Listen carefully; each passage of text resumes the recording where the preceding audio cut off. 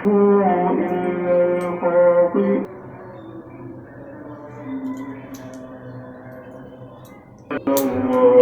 أول يوم عيد الأضحى المبارك، يوم كله تكبيرات ولمة وأكل مصري ما يقدرش أي حد إن هو يقاومه، من صلاة العيد لريحة الفتة والكوارع اللي مالية البيت. تعالوا أقضي معاكم يوم كامل، يوم العيد الحقيقي بكل تفاصيله.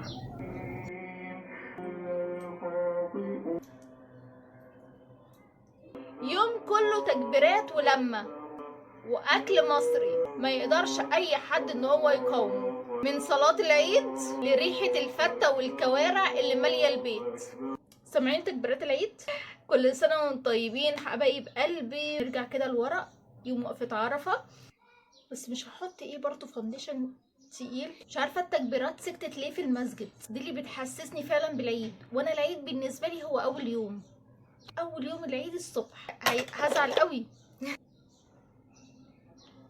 بصوا كده مركبة الضوافر اخيرا. خلينا مع بعض نشوف الاوتفيت مع بعض. نحط التوابل بتاعت اللحمه المفرومه، لو حد عنده جبنه رومي يحط. كده اللحمه خلاص استوت. احط بقى بطل الحلقه بتاعنا اللي هو الثوم، الورق اللورا والحبهان، عشان انا هعمل تركايه. استنوا بقى شوفوا التركايه ديت هعملها ازاي. الرز، الكوارع كده خلاص استوت، لسه بقى هنفطر بيها الصبح.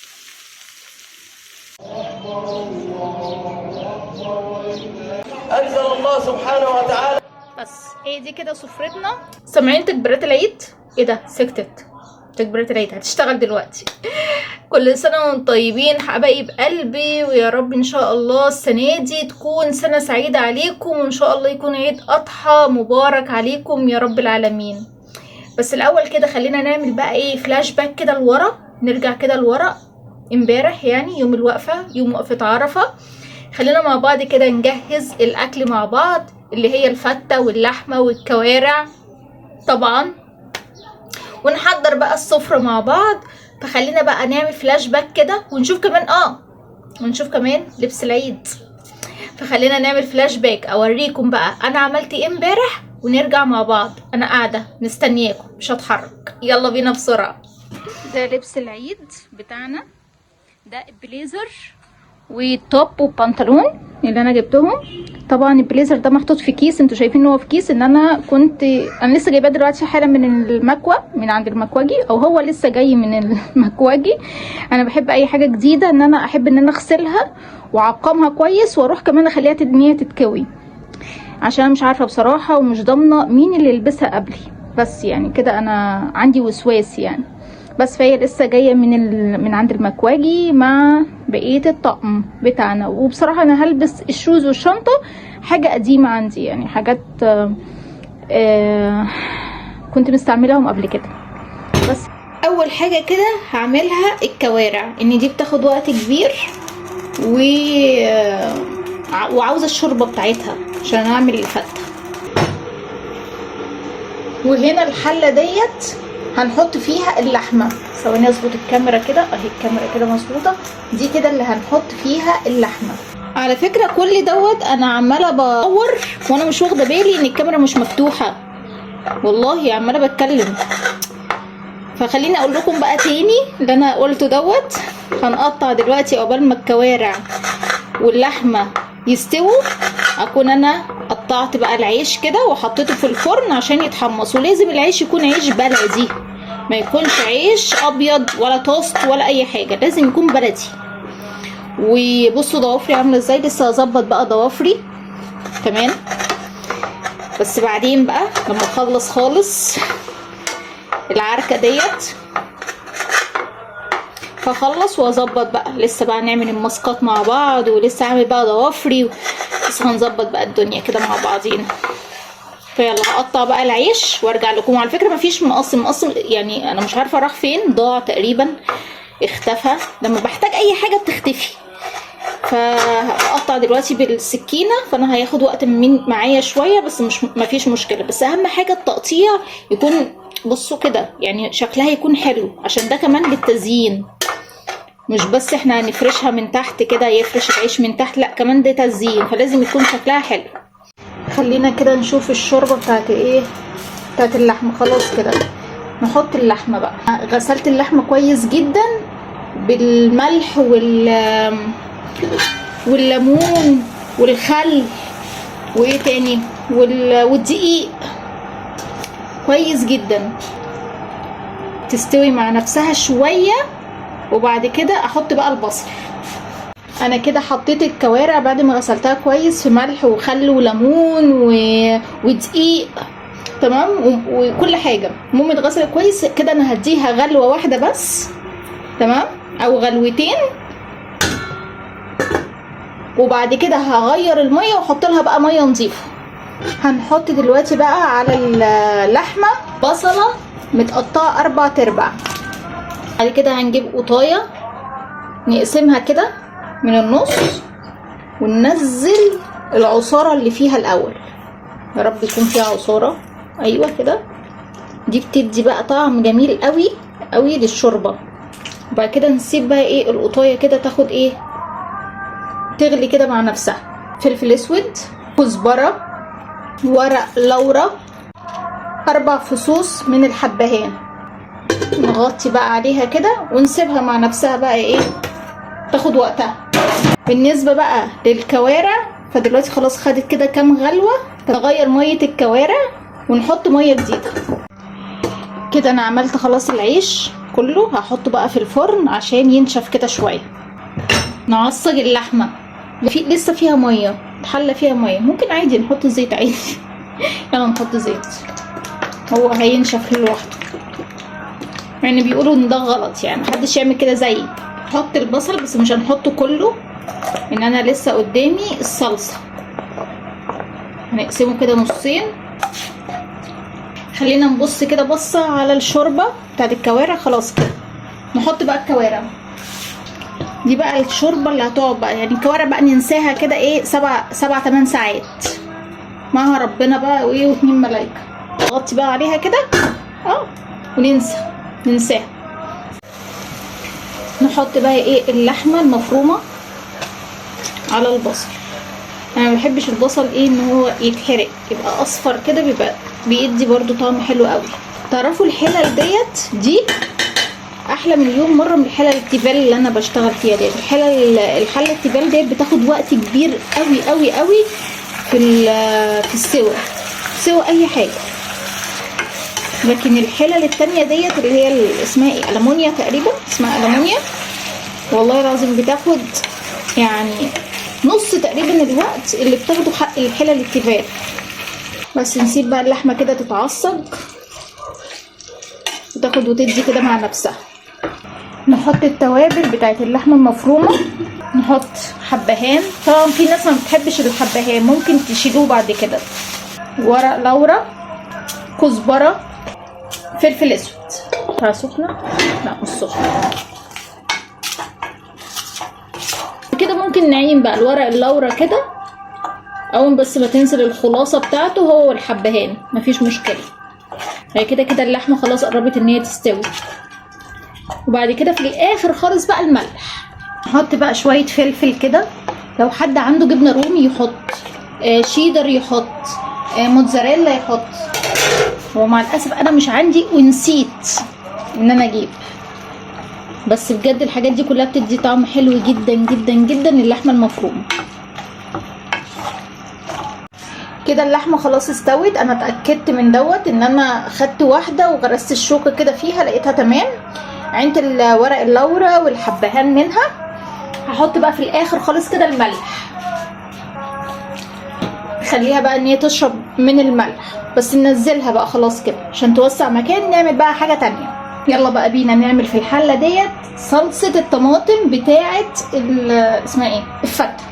بسم الله. نحط زيت، وبرده الحله لسه فيها ميه انا لسه غسلاها. طبعا الاساس في ده الا وهو الثوم، بس انا عاوزه احط شويه بسيطه من البصل برضو يعني عشان يدي ايه للصلصه طعم، شويه بسيطه خالص، معلقه. نحط بقى بطل الحلقه بتاعنا اللي هو الثوم، نحط كده معلقه ايه محترمه، هو البطل بتاعنا. ناخد تشويحه. الثوم اساسا كده كده يتحمر بسرعه، انا مش عاوزاه يتحمر، انا هحط على طول ايه خل. لما تلاقوا كده الريحه طلعت تعرفوا ان ديت هي دي الطشه المظبوطه. وبعد كده نحط الصلصه،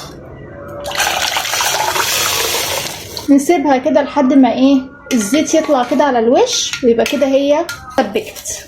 كده الفلفل خلاص كده دبل.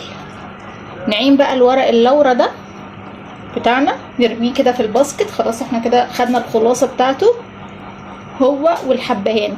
ده ايه مرقه دجاج.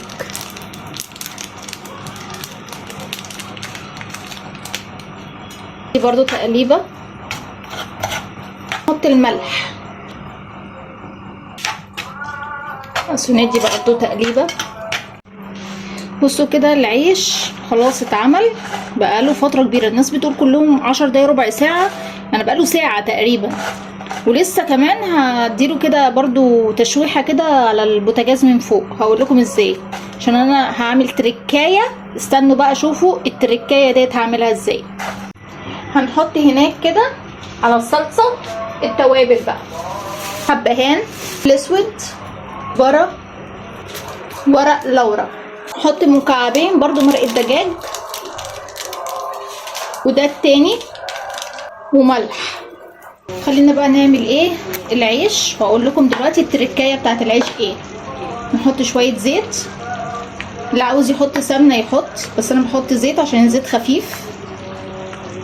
بقى تجانس كده الزيت مع العيش. انا حاسه ان انا عاوزه ازود زيت تاني.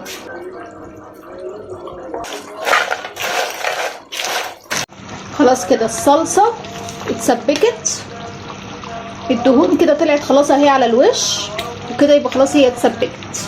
ننزلها بقى بس كده ايه كده العيش خد تشويحه. نفتح كده ايه جزء كده في النص، علشان هقول لكم دلوقتي التركايه. حط شويه زيت،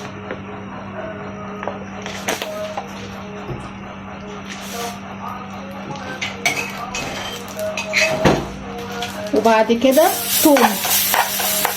تومايه، ونقلبهم مع العيش على طول. التوم يا لهوي بتاعها هيقع. التوم نقلبه على طول مع العيش. لو احتاجنا توم تاني ماشي مفيش مشكله، نحط التوم ده هيدي بقى طعم حلو قوي قوي للعيش. وبعد كده نحط كبشه ايه صلصه، مش هنكتر الصلصه عشان العيش ايه ما يطراش معانا. طبعا التوم والصلصه بجد بيودوا العيش في حته تانية خالص.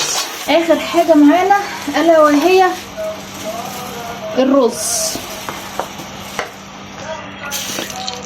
هنعمل رز مفلفل ابيض، عاوزين زيت تاني بس كده كفايه، لو احتاجنا نبقى نزود. في ناس بتحط على الرز خل، بس انا لا، انا جربتها قبل كده ما حبيتهاش، فانا من غير خل احسن يعني. كده الرز نقعد بقى ايه نقلب بقى فيه كده لحد ما يدي كده لون. خلينا بقى نعمل ايه الرقاق مع بعض. نحط لا قبل ما نحط طبقه من الرقاق نحط الاول زيت او سمنه براحتكم يعني. في ناس بتحب تحط سمنه وفي ناس بتحب تحط زيت. انا بحب احط زيت علشان بيكون الزيت خفيف على المعده، وانا معدتي بصراحه مش ناقصه. نحط طبقه من الرقاق وبعد كده طبقه ايه زيت. بقى بتحب تبل الرقاق دوت بلبن ومرقه. لا مش حابه ده بصراحه يعني. بعد ما حطينا بقى ايه مجموعه طبقات كده من الجلاش نحط بقى ايه طبقة من اللحمة المفرومة في النص كده. عاوزة اقول لكم الفلفل ده مدي ريحة وطعم اللحمة خطير. لو زودتوا كمان الجبن عليه على اللحمة هتبقى خطيرة اكتر. نحط بقى الطبقة ايه الاخيرة نفس الوضع برضو كده. خلاص الرقاق كده خلص. نقطع بقى الرقاق.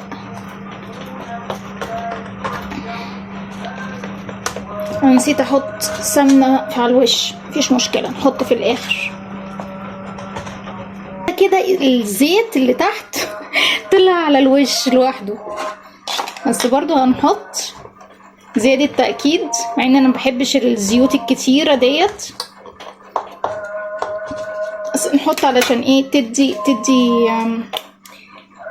شكل، اسمها ايه، شكل كده للوش يعني تحمر.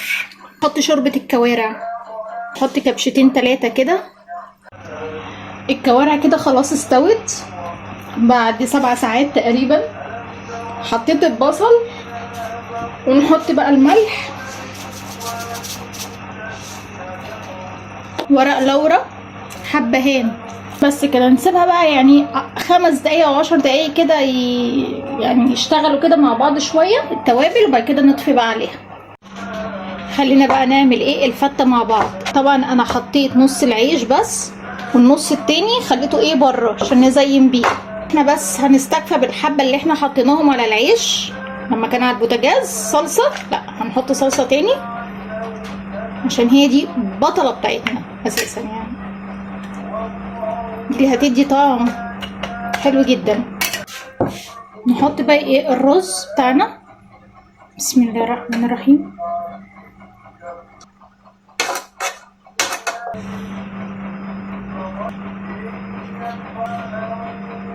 هل انا هسيب اللحمه كده احطها من غير ما تتحمر؟ لا، لازم ان انا احمرها.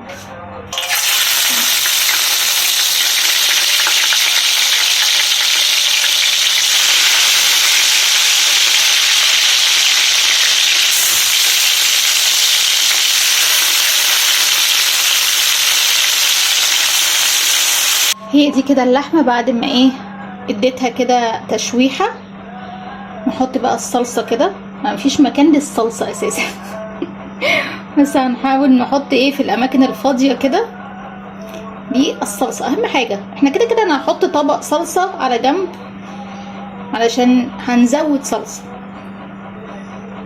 حتى العيش ملهوش مكان ما شاء الله. يعني كان عاوزه صينيه اكبر من كده تقريبا، صينيه تقديم اكتر من كده، بس نحاول ان احنا ايه نعمل شكل كده.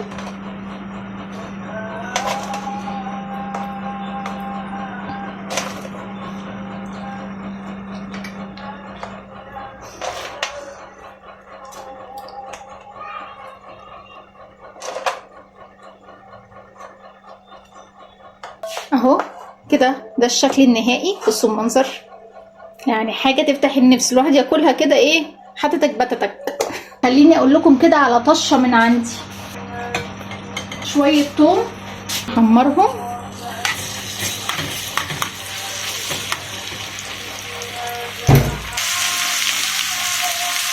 خلاص كده التوم اتعمل. نجيب الفته، بعد كده نحط التوم نرشه كده حوالين اتلسعت ببطني من الطبق حوالين الفتة. ده هتودي برضو الفتة في حتة تانية. بس نصفي الزيت، مش ناقصين زيوت كده. انا عملنا اللي هي الايه الحاجات التسالي اللي احنا نتسلى بيها بقى في العيد، اللي هو السوداني ولب وحمص. انا ما بحبش الحمص، ملبس ولب تاني بس.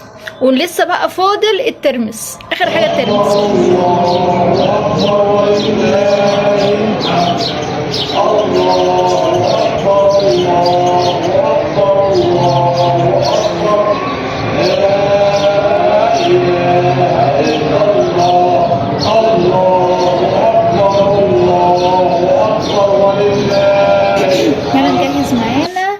لبس العيد اوتفيت.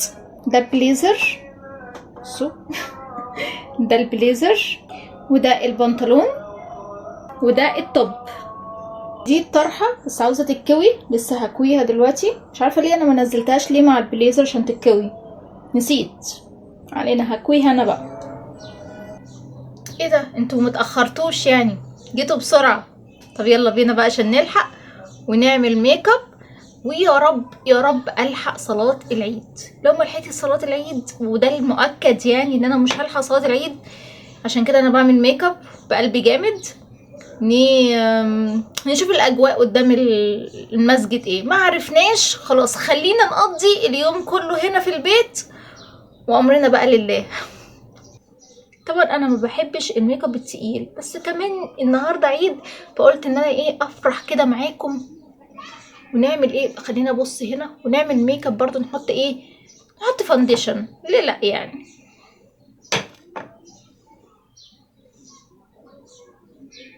بس مش هحط ايه برضو فاونديشن تقيل وكتير. مش عارفه التكبيرات سكتت ليه في المسجد. ده انا اكتر حاجه بحبها هي تكبيرات العيد، دي اللي بتحسسني فعلا بالعيد. وانا العيد بالنسبه لي هو اول يوم خلاص كده، وبعد صلاه العيد خلاص العيد كده خلص بالنسبه لي. فبجد اكتر حاجه تحسسك كده بتكبيرات العيد او بالعيد، يعني اكتر حاجه تحسسك كده بالعيد هو الصبح. اول يوم العيد الصبح، هو ده اليوم الوحيد اللي بيحسسك النهارده عيد. بجد يوم بيبقى رائع. مين بيحس زي كده؟ يعني انا بالنسبه لي انا العيد هو اول يوم، وانا نازله كده مع اهلي ان انا اصلي معاهم وكده يعني.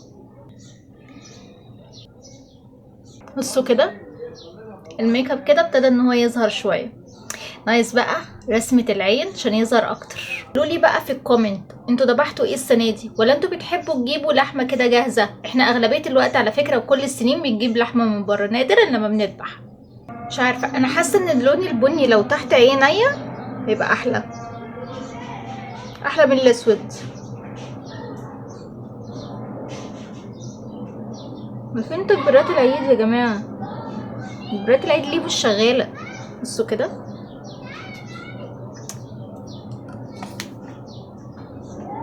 بيرفكت. انا كده رسمت حواجبي او تقلت حواجبي شويه بس. نحط بقى ايه حاجه كده بتلمع بقبق العين بالصباع. لسه بقى هظبط لسه ضوافري.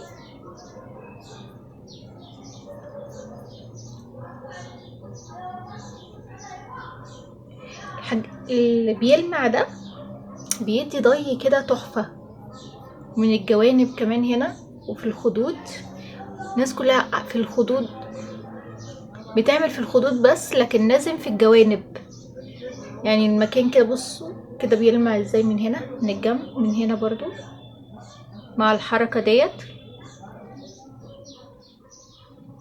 وممكن نجيب الفرشة ونحط تحت الحواجب. واخر حاجة معانا هي الماسكارا. ريحة بقى الاكل كده تخلي الواحد يعني يجوع وهو قاعد. لو لسه صلاة العيد كمان، انا مش عارفة ليه سكتوا في المسجد. كده خلصنا الميك اب، ندخل بقى على الضوافر.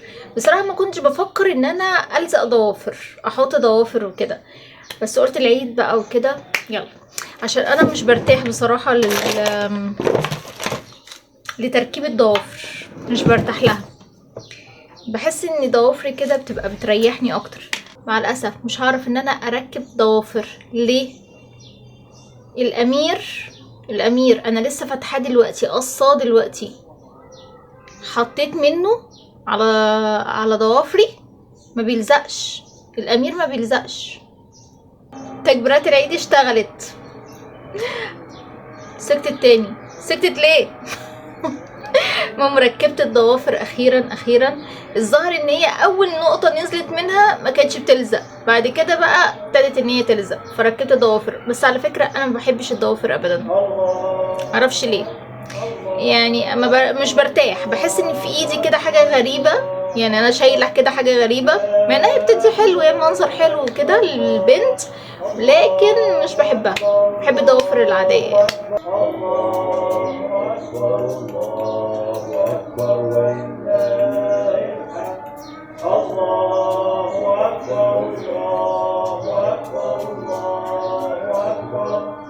خلينا مع بعض نشوف الاوتفيت مع بعض، يلا بينا. بصوا الليزر دوت حلو قوي، بس البنطلون مش جاي. بصوا معاه توب بيج وبنطلون بيج، بنطلون بيج والشوز بني والشنطة بني او جملي، والطرحة طبعا نفس لون التوب وده. ما لقيتش طرحة لون البليزر، ما لقيتش طرحة لون البليزر، فطبعا ديت كانت عندي اساسا، فقلت خلاص هلبسها لحد ما الاقي بقى حاجة لون البليزر. ايه رأيكم في الاوتفيت؟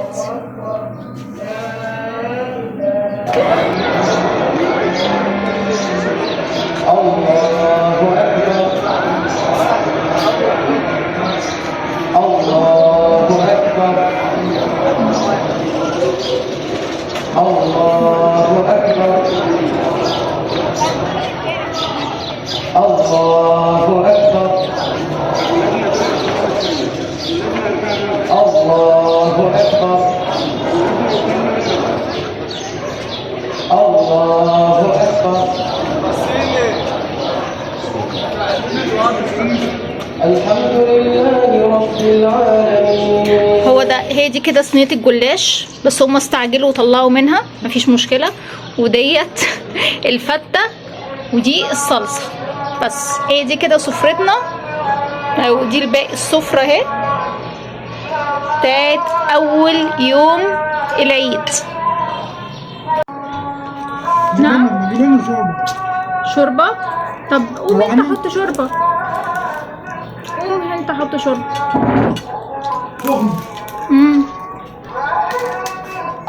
اخويا نفسه ان هو يشرب شوربه. وده بص الرقاق ده حلو قوي، مش عاوزه اوريكم الرقاق عامل ازاي.